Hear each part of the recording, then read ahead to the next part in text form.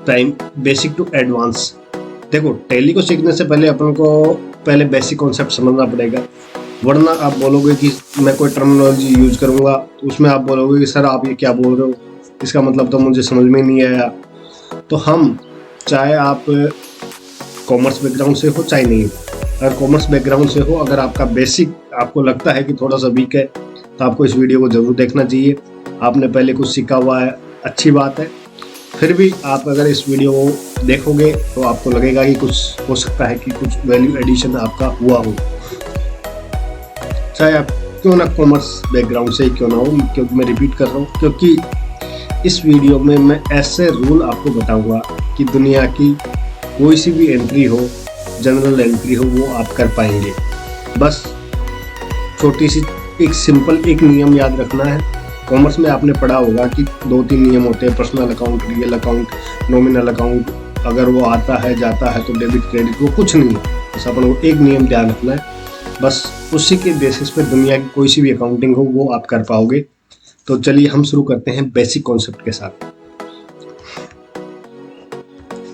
देखो, सबसे पहले होता है टैली प्राइम। टैली प्राइम क्या होता है? टैली प्राइम एक अकाउंटिंग सॉफ्टवेयर है जिसमें अकाउंट से संबंधित अपने जितने भी सारे काम हैं वो अपन करते हैं, और अकाउंट्स का जितनी भी अपन रिकॉर्डिंग एंट्री करेंगे तो वो हम सॉफ्टवेयर में करेंगे। पहले क्या होता था, लोग मैनुअली अकाउंट्स का रिकॉर्ड करते थे, बुक्स में लिखते थे। आप भी अगर गाँव में देखे होंगे या पुराने कोई दुकानदारों को देखा होगा कि अपने एक भाई खाता रखती है, लाल तरीके का एक किताब रखता है, तो बुक्स ऑफ अकाउंट्स में रखता था मैनुअली। तो उसमें क्या होता था कि वैल्यू, जैसे नंबर ऑफ ट्रांजेक्शन ज़्यादा हो गए, उस केस में हिसाब किताब रखने में बहुत ज़्यादा दिक्कत होती थी। एक पर्टिकुलर बंदा तो उसका हिसाब किताब मिलाने में रियल टाइम में अपन को पता नहीं लगता था कि टोटल सेल कितनी है। आज के दिन की टोटल सेल में निकालने में बड़ा टाइम लग जाता था, साथ ही साथ प्रॉफिट एंड लॉस निकालने में भी बहुत ज़्यादा टाइम लग जाता था। लेकिन टैली प्राइम एक ऐसा सॉफ्टवेयर है जिसमें आप रियल टाइम, जैसे आपने सपोज करो आज के दिन में आपने 1000 एंट्री करी, तो 1000 एंट्री का टोटल आप एक साथ कर सकते हो कि टोटल मैंने कितनी सेल करी, आज कितना मैंने परचेज किया, कितना मेरा खर्चा था। एज ऑन डेट का प्रॉफिट एंड लॉस आपको निकल के आ जाएगा। प्रॉफिट एंड लॉस मतलब कितना आपको प्रॉफिट हुआ या लॉस हुआ। तो अकाउंट्स के कुछ अपने नियम होते हैं, इसलिए टैली प्राइम में कार्य करने से पहले अपन को अकाउंट्स के उस सामान्य जो अकाउंट्स की होती है ना, वो एक जनरल नॉलेज अपन को सीखना जरूरी है। अकाउंट का क्षेत्र एकदम असीमित है, मतलब इसमें अनलिमिटेड नंबर ऑफ यूजेज है, और टैली प्राइम करने के लिए कुछ चीज़ों को अपन को ध्यान में रखना होगा, तो वो अपन सीखते हैं। तो सबसे पहले मैं बात करूँ सर अकाउंटिंग क्या है, तो अकाउंटिंग क्या है? एक तरीके का रिकॉर्ड करने की कला है कि हम जो भी ट्रांजेक्शन बिजनेस में होते हैं उनको हम रिकॉर्ड करते हैं, लेन देनों को। अब लेन देन क्या होता है? लेन देन कोई भी ऐसा मतलब व्यवहार या कोई ऐसी इवेंट जिसमें को हम पैसे में मेजर कर सकें, उसे हम लेन देन कहते हैं। बिजनेस के लिए तो होना चाहिए, ठीक है। लेन देनों को रिकॉर्ड करने के लिए पूर्व निर्धारित नियम होते हैं, इसे हम डेबिट या क्रेडिट के रूप में जानते हैं। कोई भी लेन देन को हम बुक्स ऑफ अकाउंट्स में रिकॉर्ड करेंगे। बुक्स ऑफ अकाउंट्स मतलब अपने टैली की बात करें या अपने कोई नॉर्मल बुक्स में करें, उनका क्या होता है? नियम होता है, एक खाता डेबिट होता है तो दूसरा क्रेडिट होता है। हर ट्रांजेक्शन दो अकाउंट को क्या करेगा? इफेक्ट करेगा। एक किसी चीज से वो डेबिट होगा तो उसी राज्य से वो क्रेडिट भी होगा, ठीक है। तो कम से कम 2 अकाउंट इसमें क्या होते हैं? इफेक्ट होते हैं कोई भी ट्रांजेक्शन। तो इनकम, एक्सपेंस, एसेट और लायबिलिटी, जो 2 खाते अफेक्ट हो सकते हैं वो कौन से होते हैं? या तो वो इनकम हो सकती है या एक्सपेंस हो सकता है। इनकम मतलब आय, एक्सपेंस मतलब खर्चा, या उसकी वजह से आपकी एसेट आपकी इफेक्ट हो सकती है। एसेट का मतलब होती है संपत्ति, और लायबिलिटी का मतलब क्या होता है? वो आपकी देयता। हम आगे डिटेल में पढ़ेंगे कि ये क्या चीज़ होती है। तो अकाउंटिंग की एक उचित परिभाषा ये कि किसी व्यवसाय में संबंधित वित्तीय लेन देन को रिकॉर्ड करने, उनको समराइज करने और उसको एनालिसिस करने, और रिपोर्ट यानी कि आपका प्रॉफिट कितना हुआ, किससे कितना लेना देना, वो सारी प्रक्रिया हम क्या कहलाती है? अकाउंटिंग कहलाती है। ये बेसिक सा है, आप इसको नॉर्मली ये समझ लो कि भाई अकाउंटिंग होती क्या चीज़, ठीक है। ये PDF मैं आपको प्रोवाइड करा दूंगा, तो आप इसमें पढ़ सकते हो और आके इसको देख सकते हो। तो अकाउंटिंग के कुछ एस्पेक्ट होते हैं, कुछ पहलू होते हैं। फाइनेंशियल ट्रांजैक्शन को ही हम इसमें रिकॉर्ड किया जाता है, नॉन फाइनेंशियल ट्रांजैक्शन को हम इसमें रिकॉर्ड नहीं करते। जैसे कि अकाउंट्स में केवल उन्हीं लेन देनों को रिकॉर्ड किया जाता है जिसकी कोई वित्तीय कीमत होती है, जिनकी कोई पर्टिकुलर वैल्यू। जैसे मैंने कोई आपको आइटम सेल किया तो उसकी क्या पर्टिकुलर कीमत होगी, लेकिन मैंने किसी ईमानदार व्यक्ति को अपॉइंट किया, अब ईमानदारी की तो कोई कीमत नहीं होती, तो इसको हम बुक्स ऑफ अकाउंट्स में रिकॉर्ड नहीं करेंगे। हाँ, लेकिन उसको मैंने कितनी सैलरी पे अपॉइंट किया, अभी तक अपॉइंट किया, लेकिन उसकी सैलरी जैसी ड्यू होगी। सपोज करो मैंने किसी को 1 महीने के लिए अपॉइंट किया अपने बिजनेस में, 1 महीने बाद उसकी सैलरी ड्यू हो गई तो उसकी मैं ज़रूर एंट्री करूँगा, लेकिन वो व्यक्ति कितना ईमानदार है, कितना चोर है, उसकी अकाउंटिंग में एंट्री नहीं होगी, क्योंकि वो कोई वित्तीय उसकी कोई कीमत नहीं होती। ठीक है। दूसरी बात, आपको वैल्यू में रिकॉर्ड करना है, ऐसे नहीं कि आप क्वांटिटी में रिकॉर्ड कर रहे हो। जैसे सपोज करो मैंने 4 कोई घोड़े खरीदे, तो मैं बुक्स ऑफ अकाउंट्स में ऐसे नहीं लिखा देगा 4 घोड़े अकाउंट डेबिट, 5 घोड़े अकाउंट क्रेडिट, ऐसा नहीं लिखा। 4 घोड़े की कीमत क्या है वो रिकॉर्ड करूँगा। हाँ, मैं डिटेल में इंफॉर्मेशन के लिए लिख सकता हूँ क्वांटिटी की, हाँ भाई इतने घोड़े मैंने इतने में खरीद दिए। ठीक है। रिकॉर्डिंग प्रॉपर की जाती है। रिकॉर्डिंग करने, अकाउंट में रिकॉर्ड करने की कला को ही रिकॉर्डिंग किया जाता है। रिकॉर्डिंग मतलब बुक्स ऑफ अकाउंट्स में लिखना। फिर उनको क्या है, अकाउंट के नेचर वाइज उनको क्लासिफिकेशन किया जाता है। ठीक है, अलग अलग किताब इसमें क्लासीफाई किया जाता है। जैसे परचेज से रिलेटेड है तो एक परचेज बुक मेंटेन करते हैं, सेल से रिलेटेड है तो हम एक सेल बुक मेंटेन करते हैं। ठीक है, बाकी इनके अलावा है तो जनरल में हम इनको बुक करते हैं। तो अलग अलग लेजर बुक होती है, तो उनके हिसाब से इनका क्लासिफिकेशन किया जाता है। फिर इनके बाद एक समराइज किया जाता है। सभी जो लेजर्स हमने कर लिए, सभी खाते जो खोले हैं, हिंदी में खाते बोलते हैं लेजर को, जितने भी खाते खोले उनका एक बैलेंस निकाला जाता है। बैलेंस कैसे निकालते हैं हम आगे देखेंगे। ठीक है, उन बैलेंस को लेके हम ट्रायल बैलेंस बनाएंगे। ट्रायल बैलेंस क्या होता है वो भी हम आगे देखेंगे। और फिर उनके बैलेंस शीट और प्रॉफिट एंड लॉस बनाया जाता है, जिससे अपन को आज ऑन डेट कितना प्रॉफिट हुआ, कितना लॉस हुआ, या अपने पास कितने की संपत्ति अभी पड़ी हुई है, किन किन लोगों को कितना देना है, कितना लेना है, अपने पास अपनी संपत्ति कितनी है खुद की, बिजनेसमैन की। तो वो सारी समराइजिंग का काम इसमें किया जाता है। ठीक है, अब अकाउंटिंग करने के तरीके कितने प्रकार के होते हैं। देखो, अकाउंटिंग करने के 2 तरीके होते हैं। एक तो होता है केस सिस्टम, दूसरा होता है मर्केंटाइल सिस्टम या एक्रूअल सिस्टम। ठीक, केस सिस्टम में क्या होता है कि नगद से रिलेटेड लेन देनों का ही अपन लिखा करते हैं। जब तक कि वो नगद में प्राप्त नहीं हो जाता तब तक उसकी एंट्री बुक्स ऑफ अकाउंट्स में नहीं करते। फॉर एग्जाम्पल, सपोज करो मैंने कोई उधार आइटम खरीदा, तो उसकी एंट्री मैं तब तक नहीं करूंगा जब तक कि मैं उसको पेमेंट नहीं करूँ। समझ आ रही बात। जैसे मैंने किसी को उधार सेल किया, तो वो मैं सेल आज बुक नहीं करूंगा। मतलब मैं ये नहीं मानूंगा कि मैंने आज सेल कर दिया, मैं तब मानूंगा जब वो मेरे को पेमेंट दे देगा। जब पेमेंट रिसीव होगी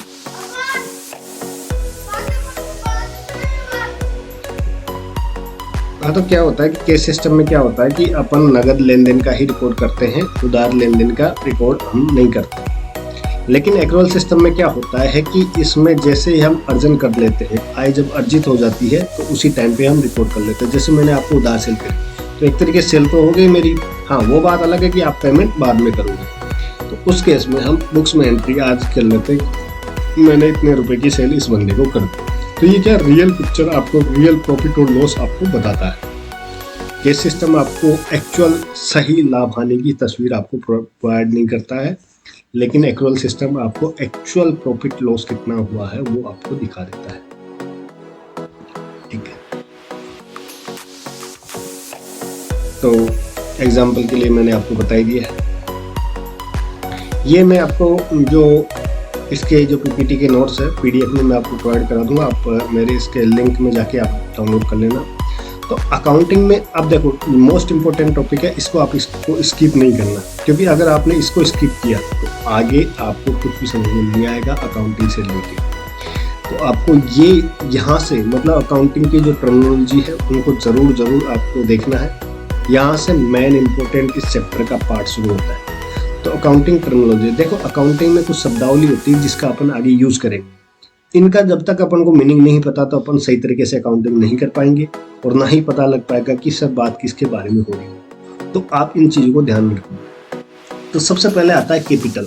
सर कैपिटल का मतलब क्या होता है? जब कोई सपोज करो कोई बिजनेस आपका ओपन करते हो, तो उसका जो मालिक होता है वो मालिक अपने बिजनेस को स्टार्ट करने के लिए जो खुद की पूंजी लगाता है, मैं बात कर रहा हूँ खुद की पूंजी, तो वो क्या कहलाती है? कैपिटल पूंजी। चाहे सपोज करो वो केस में भी रूप में हो सकती है, केस हो सकती है, बिल्डिंग हो सकती है, या फर्नीचर हो सकता है, कुछ भी हो सकता है। उनकी टोटल वैल्यू जो उसके खुद के मालिक के द्वारा लगाई गई है, खुद के मालिक अपने पैसों से बनाया गया है, वो बिजनेस में लगा रहा है, तो उसे कैपिटल कहते हैं। कैपिटल का अर्थ उस धनराशि है जो प्रोप्राइटर का मतलब होता है व्यापार का मालिक द्वारा व्यापार में लगाई जाती है। व्यापार आरंभ करने के लिए लगाई गई धनराशि को कैपिटल कहते हैं। ये धनराशि नगद हो सकती है, माल या संपत्ति के रूप में लगाई सकती है। कैपिटल को 3 भागों में वर्गीकृत किया गया है। फिक्स कैपिटल जो एक तरीके की फिक्स होती है कि हाँ सपोज करो जैसे मैंने 10 लाख लगा दिया तो वो फिक्स है कि 10 लाख की पड़ी। एक होती है फ्लोटिंग कैपिटल कि जब जरूरत पड़ी तब निकाल ली, जरूरत पड़ी तब थोड़ी और लगा ली, तो वो फ्लोटिंग कैपिटल होती है। एक होती है वर्किंग कैपिटल। वर्किंग कैपिटल का क्या मतलब होता है कि जैसे बिजनेस के डे टू डे जो ट्रांजेक्शन होते हैं, डे टू डे एक्सपेंस होते हैं जो रेगुलर रनिंग के लिए बिजनेस को चाहिए होते हैं, उनके लिए जो आप एक पर्टिकुलर अमाउंट आप फिक्स करते रखते हो कि जैसे भाई खर्चे के लिए मेरे को इतने रुपए चाहिए डेली, तो वो वर्किंग कैपिटल कहलाती है। इसका एक फॉर्मूला होता है current asset minus current liabilities. Current asset और करंट लायबिलिटी क्या होती है मैं आगे अभी आपको समझाऊंगा, ठीक है। तो day to day business activities को चलाने के लिए जो संपत्ति आप रिजर्व रखते हो वो वर्किंग कैपिटल होती है। सपोज करो मेरा एक बिजनेस चल रहा है, बिजनेस चलेगा, मेरे को रोजाना महीने के खर्चे के लिए 20,000 अलग से चाहिए होती है। जैसे कोई मजदूरी का भुगतान करना है, कोई आया, कोई क्रेडिटर है उसका पेमेंट करना है नॉर्मली, या बिजली का बिल, टेलीफोन का बिल, ये छोटे मोटे जो खर्चे होते हैं शॉर्ट टर्म लायबिलिटीज को पेमेंट करने के लिए, तो उसके लिए मेरे को कुछ अमाउंट, मिनिमम अमाउंट मेरे पास रखा होना चाहिए, तो वो क्या कहलाती है? वर्किंग कैपिटल, ठीक है। तो ये कैपिटल के प्रकार हो गए।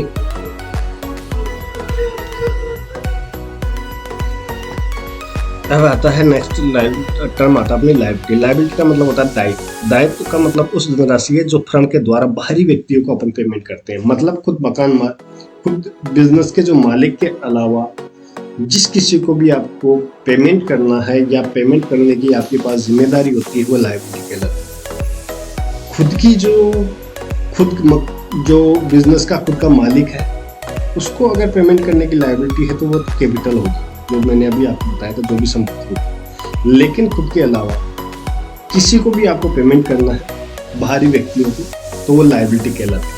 जो फर्म के द्वारा बाहरी व्यक्ति को चुकानी होती है। दायित्व को 2 भागों में विभाजित किया जाता है, एक तो लॉन्ग टर्म लायबिलिटी, एक करंट लायबिलिटी। मैंने बताया था कि करंट लायबिलिटी, करंट एसेट क्या होती है वर्किंग कैपिटल में, तो वो अभी बताऊंगा करंट लायबिलिटी क्या होती है। तो लॉन्ग टर्म लायबिलिटी ऐसी लायबिलिटी होती है जिनको 1 वर्ष के बाद अपन को पे करना होता है।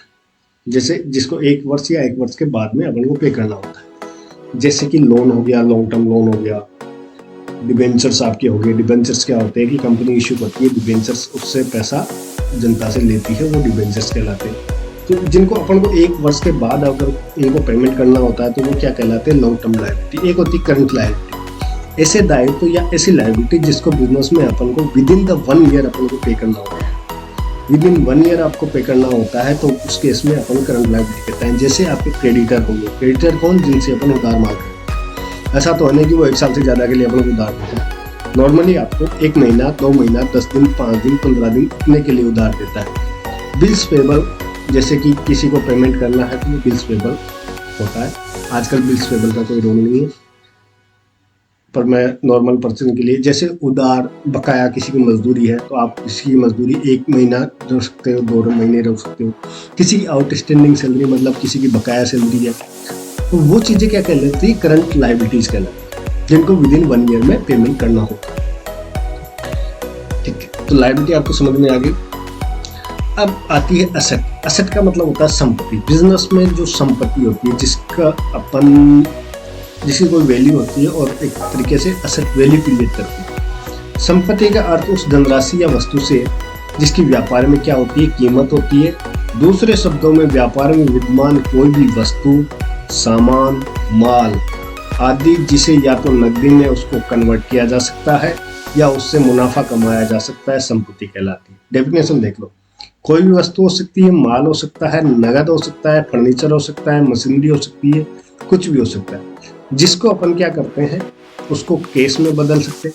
क्या फर्नीचर को हम बेच के केस में बदल सकते हैं? जी बिल्कुल बदल सकते हैं। या माल होता है उसको बेचकर अपन मुनाफा कमा सकते हैं? जी बिल्कुल मुनाफा कमा सकते हैं, एसेट है। तो ये उस वस्तु या सामान माल को जिसमें नगद में बदला जा सकता है या जिससे मुनाफा कमाया जा सकता है, क्या कहलाती है? संपत्ति कहलाती है। जैसे आपके देनदार हो गए, किसी को उधार माल बेचा, वो आपका देनदार कहलाता है। तो देनदार हो गया, उससे आपको नगद प्राप्त होगा। माल हो गया, माल को बेचने से भी आपको कैश प्राप्ति ये होगी। नगद खुद अपने आप में संपत्ति है। फर्नीचर है, फर्नीचर आप बिजनेस में यूज करोगे तो वो संपत्ति हो गई, उसको बेचने से ही आपको क्या मिलेगा? कैश मिलेगा। या फर्नीचर को यूज करने पे आपको क्या है, बिजनेस में काम लोगे तो उसका प्रॉफिट कमाओगे। फर्नीचर मशीनरी हो गया, मशीनरी को बिजनेस में यूज करेंगे तो वो क्या कहलाएगी? संपत्ति कहलाएगी। बिल्डिंग आपकी संपत्ति है। तो संपत्ति को इसके नेचर के हिसाब से अलग अलग भागों में अपन ने विभाजित किया। फिक्स एसेट्स, फिक्स एसेट्स का मतलब वो एसेट्स होता है जो लंबी अवधि के लिए आपके बिजनेस में खरीदी जाती है। मोस्टली आपको एक साल से ज़्यादा, एक या एक साल से ज़्यादा के लिए खरीदी जाती है। जैसे आपकी बिल्डिंग हो गई जो बिजनेस में आप यूज ले रहे हो, बिल्डिंग में आपने कोई फर्नीचर लगाया, वो आप ले रहे हो। दुकान हो गई, कंप्यूटर हो गया, सॉफ्टवेयर हो गया, ठीक है, तो मशीन हो गई, व्हीकल्स हो गए, ये आपकी क्या कहलाती है? Fix assets. दूसरी कहलाती है करंट एसेट। ऐसी करंट संपत्तियां जिसको कम अवधि में आप बेच सकते हो या उसका यूज कर सकते हो या उपयोग किया जाता है, तो वो करंट एसेट कहला जाता है। नॉर्मली कम अवधि का मतलब होता है एक साल या एक साल से कम में आपने उसको यूज किया या उसको क्या कर दिया, बेच दिया, तो वो क्या कहलाती है? आपकी करंट एसेट कहलाती है।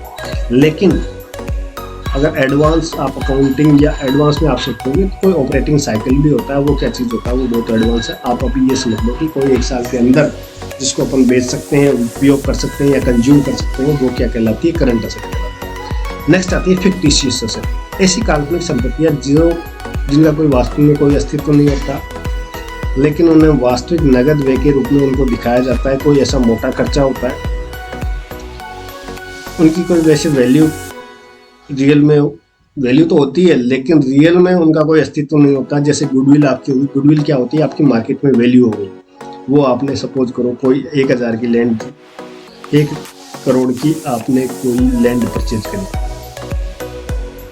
लेकिन उसकी वैल्यू वैसे तो क्या है 80 लाख की है, लेकिन आपने उसको 1 करोड़ दिया। क्यों दिया? क्योंकि उसकी गुडविल थी। भाई उसकी मार्केट में वैल्यू है, मेन जगह लोकेशन है, तो वो क्या कहलाती है? गुडविल। पेटेंट आपके हो गए, ट्रेडमार्क आपने ले रखा है, वो हो गया, कॉपीराइट हो गया, ये क्या है? काल्पनिक संपत्तियां हैं।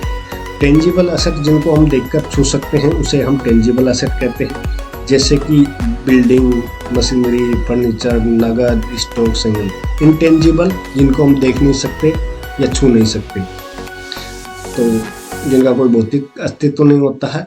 जैसे इंटेंजिबल एसेट में ब्रांड हो गया, कॉपीराइट हो गया, ट्रेडमार्क हो गया, परमिट, पेटेंट हो गया, ब्रांड हो गया, तो ये सारी चीजें क्या कहलाती है? आपकी इंटेंजिबल एसेट कहलाती है।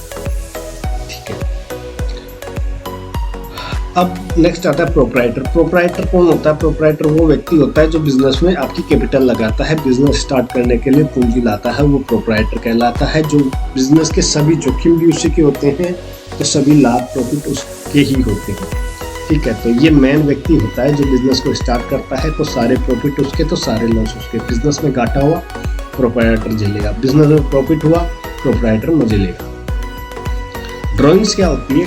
कोई चीज, जैसे आपने बिजनेस में कैपिटल लगाया, अब उस कैपिटल को आप निकाल रहे हो या आपने खुद के पर्सनल यूज के लिए यूज में ले रहे हो, बिजनेस में जो पैसा लगाया, तो वो क्या कहलाती है? ड्राइंग्स कहलाती है। ड्राइंग्स का वर्ड आगे बहुत बार यूज में होगा।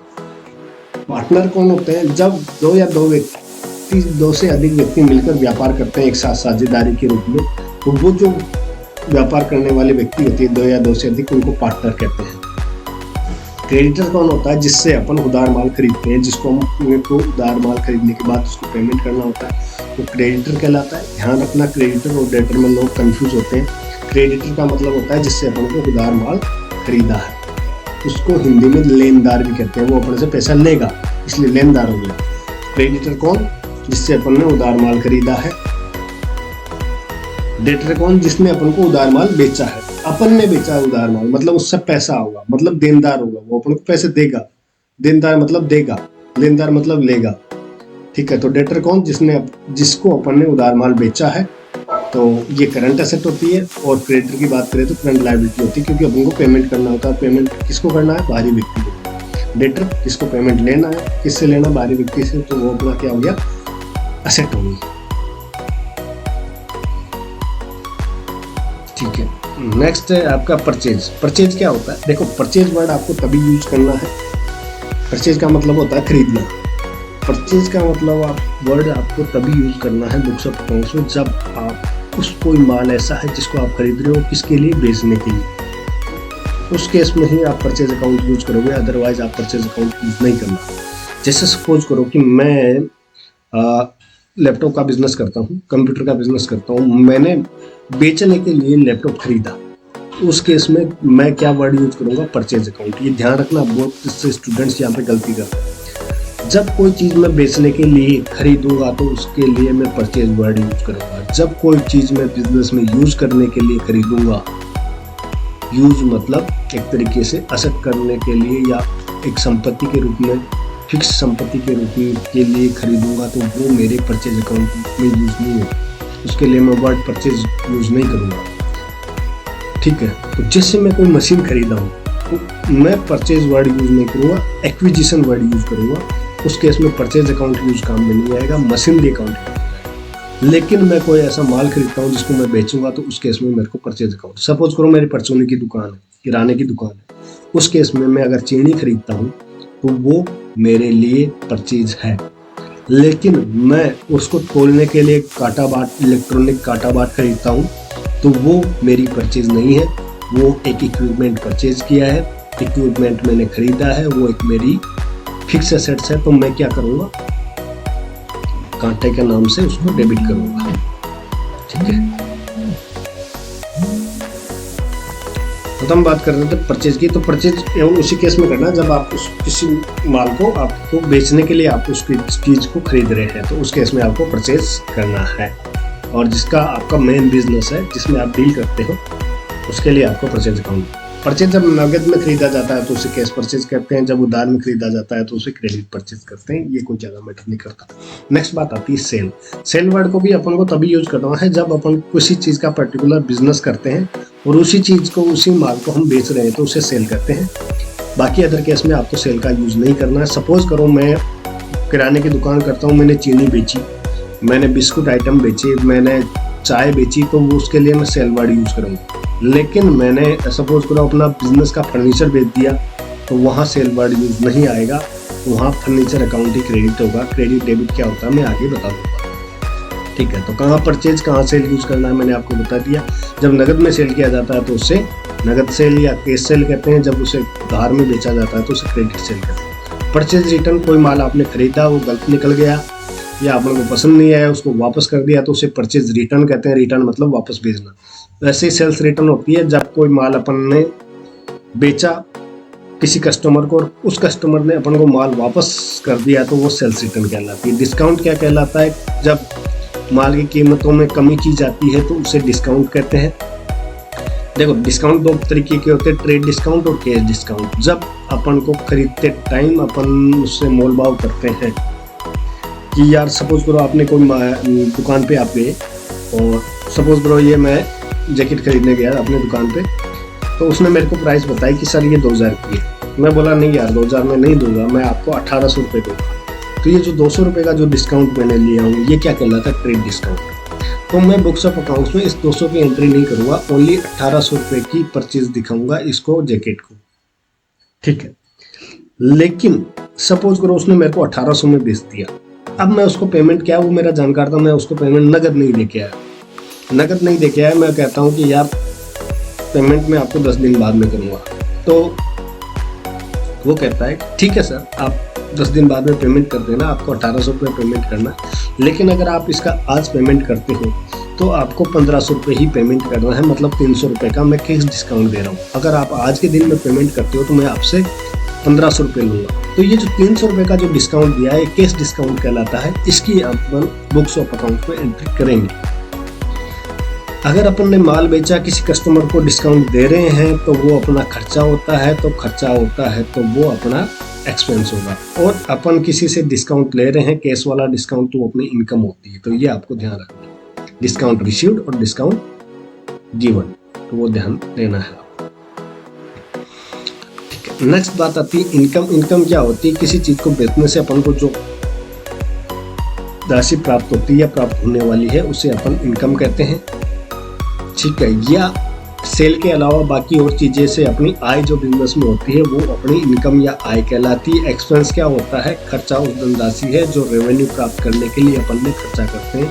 कोई भी इनकम अपन को प्राप्त करनी है उसके लिए अपन खर्चा करते हैं। जैसे बिजनेस में आपका लाइट हो गया, लाइट का बिल हो गया, टेलीफोन का बिल हो गया, सैलरी हो गई, ये सारी चीजें क्या है? खर्चे होते हैं। तो वो क्या कहलाते हैं? खर्चे कहलाते हैं। स्टॉक क्या कहलाता है? स्टॉक का मतलब जो माल पड़ा रहता है अपना उसमें, उसे हम स्टॉक कहते हैं। जो अपन को सेल करने के लिए अपन ने खरीदा था, वो माल अगर पड़ा रहता है तो उसे स्टॉक कहते हैं। ये ओपनिंग और क्लोजिंग दो तरीके का होता है। साल के अंत में पड़ा है उसे क्लोजिंग कहते हैं, और वही जो क्लोजिंग होता है वो अगले साल के पहले दिन ओपनिंग हो जाता है।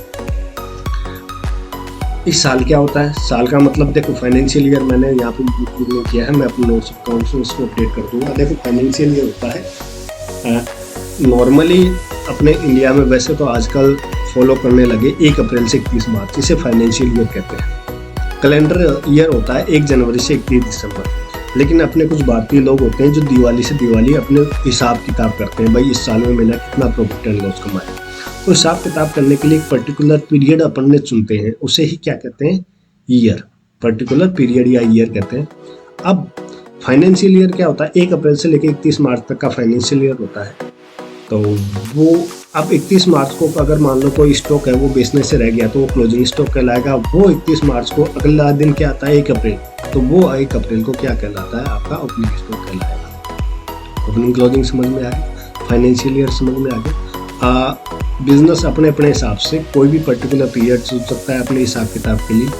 वो 1 जनवरी से 31 दिसंबर भी चुन सकता है, भाई मैं 1 जनवरी से लेकर 31 दिसंबर तक कितना प्रॉफिट कमाया, कितना लॉस कमाया, तो उसके P&L अकाउंट या बैलेंस शीट अपन अप्रैल से लेकर दिसंबर तक के निकालें। कोई फाइनेंशियल ईयर चुन सकता है, जैसे अप्रैल से मार्च। इंडिया में मोस्टली यही फॉलो होता है। Income tax return, GST VST सब के लिए 1 अप्रैल से 31 मार्च होता है। और रही बात उसकी जो नॉर्मल अपने महाजनी बाई खाता पद्धति करते हो, दिवाली से दिवाली। प्रॉफिट मतलब आपने जो इनकम कमाई उसमें से खर्चा जो घटा दिया, उसके बाद जो बचता है वो आपका प्रॉफिट कहलाता है। अगर इनकम ज़्यादा है, खर्चा कम है। ठीक है, अब ये 2 प्रकार का होता है, एक तो ग्रॉस प्रॉफिट और एक होता है नेट प्रॉफिट। ग्रॉस प्रॉफिट क्या होता है? वो इनकम, जैसे सपोज करो आपने कोई माल खरीदा, उनको बेचने से वो इनकम प्राप्त हुई। बेचने से इनकम, और आपके बिजनेस, कोई माल आप खरीद के ला रहे हो और वो आपके बिजनेस में आने तक का जो खर्चा होता है। सपोज करो मैंने कोई माल खरीदा, माल खरीद के अपने बिजनेस की दुकान तक लाने तक के जो खर्चे होते हैं वो घटाने के बाद जो प्रॉफिट आता है वो आपका ग्रॉस प्रॉफिट कहलाता है। सपोज करो मैंने 1 लाख का माल सेल किया, उसमें मैंने 50,000 का माल खरीदा था और 20,000 मेरी मजदूरी लगी थी, यहाँ से यहाँ तक किराया भाड़ा लगाते अपने दुकान का। 1 लाख माइनस 50,000 का तो माल खरीदा, 20,000 की मजदूरी और किराया भाड़ा, तो 17,000 लेस कर देंगे तो 30,000 जो आया मेरा ग्रॉस प्रॉफिट आया। नेट प्रॉफिट क्या होता है? जब आप उस ग्रॉस प्रॉफिट में से दुकान पे आने के बाद के खर्चे भी घटा देते हैं। सपोज करो मैंने लाइट, बिजली, पानी, मोटर वाटर सबका खर्चा वर्चा घटा के सपोज करो 10,000 का खर्चा होता है मेरी दुकान। अब इस 30,000 में से मैं 10,000 भी लेस कर देता हूँ तो बाकी जो बचता है 20,000 वो मेरा नेट प्रॉफिट कहलाता है। ऐसे ही लॉस होता है।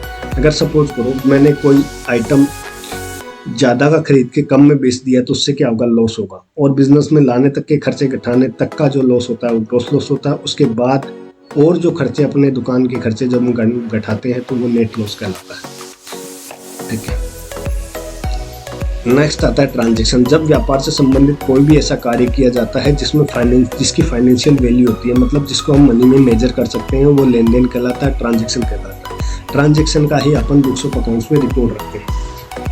ठीक है, वाउचर क्या कहलाता है? कोई भी ट्रांजैक्शन को रिकॉर्ड करने के लिए एक सबूत टाइप का होता है। सपोज करो मैंने आपको सैलरी दिया तो एक कागज में मैंने लिखवा के दिया कि हाँ मैंने ये सैलरी प्राप्त करी, उसका एक वाउचर, उसे ही हम जो कागज़ होता है उसे हम वाउचर कहते हैं। ऐसे सेल का एक वाउचर होता है, सेल का जब हम बिल काटते हैं तो वही वाउचर कहलाता है। ऐसे परचेज का वाउचर होता है, तो वाउचर के हिसाब से ही हम बुक्स ऑफ अकाउंट्स में एंट्री करते हैं। तो वाउचर क्या होता है, एक तरीके का सबूत होता है, रिटन डॉक्यूमेंट होता है, जिसके बिया पे अकाउंटेंट अपनी बुक्स में एंट्री करता है। ठीक है, तो वाउचर का मतलब अभी जो मेन टर्मिनोलॉजी है वो हमने समझ लिया। अब बुक्स ऑफ अकाउंट्स क्या होता है, अब इन जो ट्रांजेक्शन करे हैं उनको हम रिकॉर्ड करते हैं बुक्स में। बुक्स में अकाउंट्स करने के लिए अलग अलग किताब रखते हैं। जैसे आपकी बुक्स में आप पढ़े होंगे तो अंग्रेजी की एक अलग किताब होती है, गणित की अलग होती है, हिंदी की अलग होती है। वैसे बुक्स ऑफ अकाउंट्स में क्या होती है, अलग अलग किताब होती है।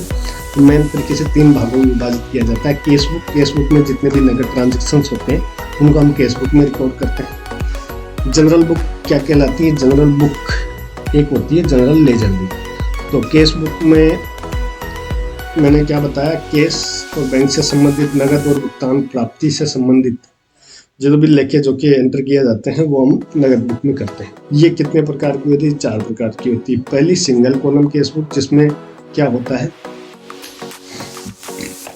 कि इसमें क्या होता है कि नगद और बैंक दोनों के लेखे एक ही कॉलम में किया जाता है, सिंगल कॉलम केस बुक कहलाता है। डबल कॉलम केस बुक क्या होती है, जिसमें बैंक और केस का 2 कॉलम अलग अलग होते हैं। तो बैंक का रिकॉर्ड के लिए उसका एक अलग कॉलम होगा, केस का अलग होगा। ये मैनुअली में होता है, मैं थ्योरी के पर्पज से आपको सिखाता हूँ, बाकी टैली में ऑटोमेटिक मेंटेन होता है। तो वो डबल कॉलम केस बुक हो गया। 3 कॉलम में क्या होता है, केस और बैंक के अलावा एक डिस्काउंट का कॉलम भी होता है, वो भी ऐड कर दो। पेटी केस बुक क्या चीज़ होती है, सपोज करो बिजनेस में मैंने एक मैनेजर रख रखा है, मैं बिजनेस की दुकान पे नहीं बैठता, तो मंथली खर्चे के लिए जैसे तो है नहीं कि भाई सर चाय के पैसे पेमेंट करना, तो रोज़ मेरे को फ़ोन करेगा सर 20 रुपये चाय के देना, 200 रुपये उसके देना। मैं क्या करता हूँ, महीने के लिए पकड़ 10,000 रुपये, जो भी महीने का खर्चा है उसमें से 10,000 में से खर्च कर देना। बाकी ये रुपये जितने बचे, सपोज करो मैं ये मान के चलता हूँ मेरे हर बिजनेस में महीने का खर्चा 10,000 का होता है, तो मैं उसको 10,000 का दे देता हूँ। सपोज करो उस महीने में 8,000 खर्चे, 2,000 बचे, तो अगले महीने में मैं क्या करूँगा, 8,000 इसको दूंगा, तो जिससे उसका बैलेंस 10,000। फिर सपोज करो अगले महीने में उसके 6,000 खर्च हुए, 4,000 उसके बचे, तो अगले महीने में उसको 6,000। तो ये क्या कहलाता है, पेटी केस बुक। तो ये इसमें जो डेली के जो खर्चे होते हैं उनको रिकॉर्ड करते हैं, तो ये पेटी केस बुक कहलाता है। अब जनरल बुक मैं आपको बता ही दिया। जनरल बुक में क्या होता है कि उधार लेन देनों का रिकॉर्ड किया जाता है। परचेज करते हैं तो इसका बुक अपन उधार में की, देखो नगद खरीदा उसका तो एंट्री आपकी केस बुक में होती है, लेकिन उधार खरीदा तो उसका लिए परचेज बुक होता है। सेल बुक का उपयोग बेचे गए माल को रिकॉर्ड करने के लिए किया जाता है। सेल्स रिटर्न, परचेज रिटर्न, खरीदा हुआ माल वापस भेजा तो उसको purchase return book. Sales return book, इसका बेचा हुआ माल वापस आया तो उसको सेल्स रिटर्न बुक में एंटर किया जाता है। जनरल प्रॉपर बुक, इनके अलावा केस और उधार परचेज सेल के अलावा जो भी कोई ट्रांजेक्शन होते हैं हम जनरल प्रॉपर बुक में एंट्री करते हैं। जैसे सपोज करो उधार अपन ने फर्नीचर खरीदा, उसके लिए मैं क्या है एसेट, उसको मैं बेचने के लिए नहीं खरीद रहा, तो उस केस में मैं परचेज वर्ड यूज नहीं करूँगा, यानी कि परचेज बुक यूज नहीं करूँगा। उस केस में मैं जनरल प्रॉपर बुक यूज करूँगा। तो इसलिए मैं बता रहा था कि आपको परचेज का वर्ड कब यूज करना है, तो उस केस में जनरल प्रॉपर बुक का अपन यूज करेंगे। जनरल लेजर बुक, जब इन सब का अपन व्यापार की एक विशेष बुक होती है, इससे संगठन के सभी खाते आपके खोले जाते हैं। सभी व्यापारिक लेन देन चाहे वो नगद हो, उधार हो, केस हो, जनरल बुक में हो, अंत में फाइनल में इसमें रिकॉर्ड करते हैं जनरल लेजर बुक में। लेजर एक तरीके से खाता खोलता है, सभी का हम एक खाता खोलते हैं। ठीक है, अब अपने मेन टॉपिक पे आते हैं, अकाउंट्स का वर्गीकरण। देखो इसका वर्गीकरण अगर अपन ने सीख लिया तो आप एंट्री आप इजीली कर सकते हो। तो अकाउंट्स को क्या है, एंट्री करने के लिए 4 भागों में वर्गीकृत किया गया है। असेट, लायबिलिटी, लायबिलिटी में 2 चीजें आती है, लायबिलिटी और कैपिटल, इनकम और एक्सपेंस।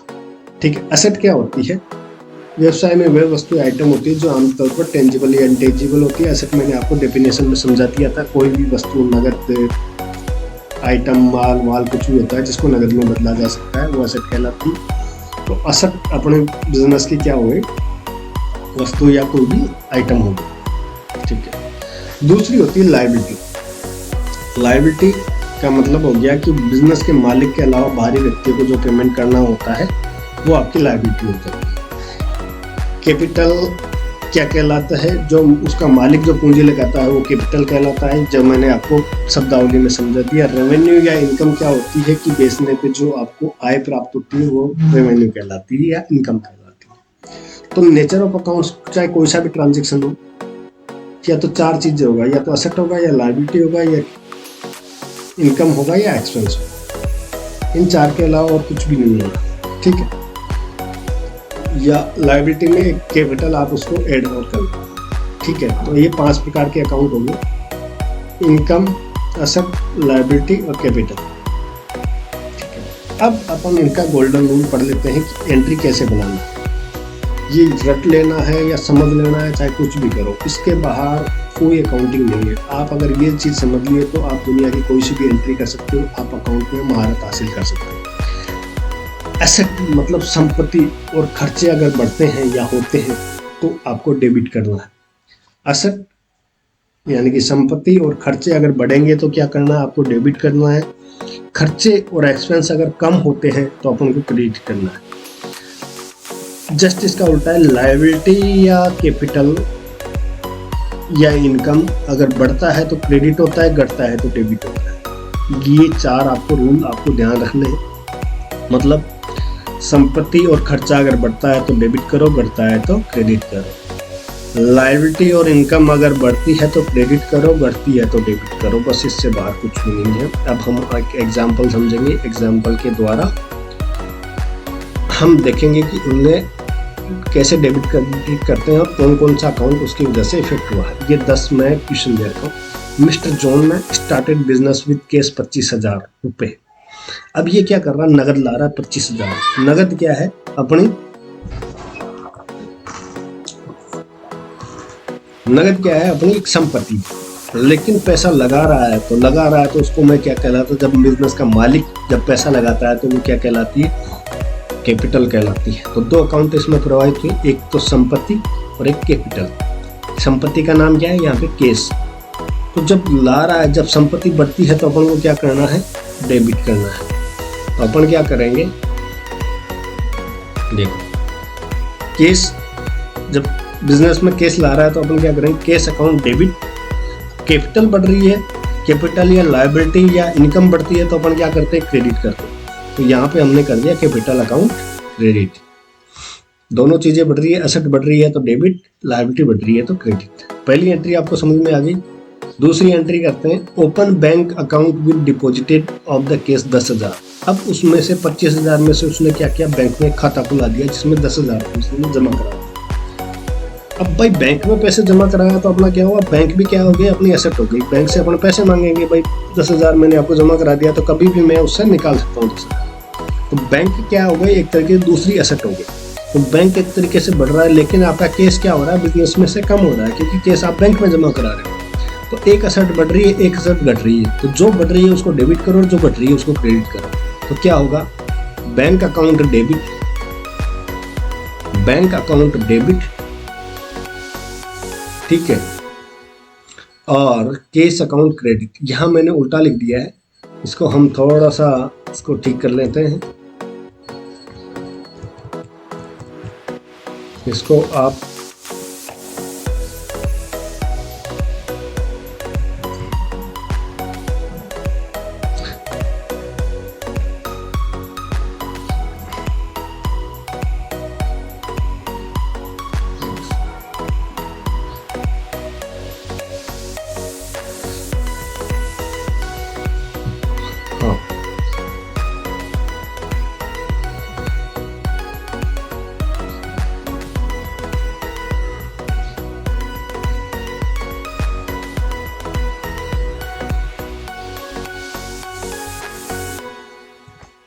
बैंक अकाउंट क्या हो रहा है? अपना बढ़ रहा है तो अपन क्या करने हैं? उसको बैंक अकाउंट को डेबिट करेंगे, और जो कम हो रहा है जेटीज केस उसको क्रेडिट कर देंगे। इसको मैंने जस्ट उसका उल्टा लिख दिया। केस अपना कम हो रहा है तो यहाँ डिक्रीज लिखना है आपको, यहाँ आपको डिक्रीज लिखना है और वहाँ आपको इंक्रीज लिखना है, ठीक है। तो ये आपको समझ में आ गया। दूसरा है आपने परचेज गुड्स फॉर कैश 5000, नगद में आपने माल खरीदा है। नगद में आपने माल खरीदा है तो देखो एक तो चीज आती है आपका माल। नगद खरीदना, माल खरीदना क्या होता है, एक तरीके का खर्चा है। अब खर्चा होता है तो खर्चा जब बढ़ता है तो क्या होता है, डेबिट होता है। अब नगद क्या हो रहा है, जा रहा है, क्योंकि नगद में खरीदा है तो नगद जा रहा है। तो नगद जा रहा है यानी कि नगद कम हो रहा है, तो उस केस में जो चीज़ कम होती है उसको, एसेट कम होती है तो उसको क्रेडिट करते हैं।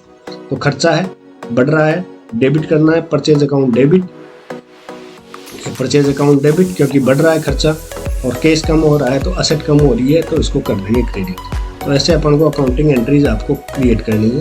Purchase goods for cash 2500, sold goods for cash 7500। अब अपन ने नगद में माल बेचा कितने का, 7500 का। तो नगद में माल बेच रहे तो अपने पास क्या आ रहा है, केस आ रहा है। केस आ रहा है तो जो चीज असेट बढ़ रही है इसका तो आपको केस को डेबिट कर देना, कैश अकाउंट डेबिट। अब अपन सेल कर रहे हैं, सेल क्या होगी, अपनी इनकम हो गई। इनकम बढ़ रही है तो क्या करते हैं, क्रेडिट करते हैं। तो to sales account, cash account debit क्योंकि नगद बढ़ रहा है, एसेट बढ़ रही है तो डेबिट कर दिए, और सेल्स अगर बढ़ रही है तो वो इनकम है, इनकम है तो अपन उसको क्रेडिट कर दिए। ठीक है। नेक्स्ट अपना परचेज ऑफ गुड्स 2500, वही सेम एंट्री है तीसरे नंबर की, तो उसी तरीके से अपना हो जाना। Sold goods to Sam on account of 3000, Sam को अपन ने 3000 का माल बेचा, एक तरीके से उधार माल बेचा। ठीक है। तो सेम कौन है, अपना डेटर्स हो गया। यहाँ सेम कौन हो गया, डेटर हो गया। डेटर क्या है, संपत्ति होती है, क्योंकि अपन ने उसको पैसा लेना, उधार माल बेचा है ना तो पैसा लेगा, तो अपने क्या हो गया, संपत्ति। तो सेम नाम का व्यक्ति अपने बुक्स में बढ़ रहा है। तो देखो डेटर्स का मतलब हो गया, यहाँ के डेटर्स की जगह नाम आ जाएगा सेम अकाउंट डेबिट टू। अब सेल कर रहे हैं, सेल क्या हो गई, अपनी इनकम हो गई कितने की, 3000 की। तो टू सेल्स कर देंगे 3000। ये देखिए ये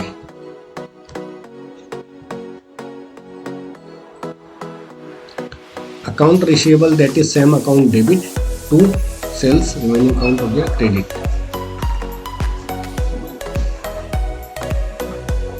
ठीक है। नेक्स्ट क्वेश्चन है अपना परचेज फर्नीचर फॉर 1000, 1000 में अपन ने फर्नीचर खरीदा।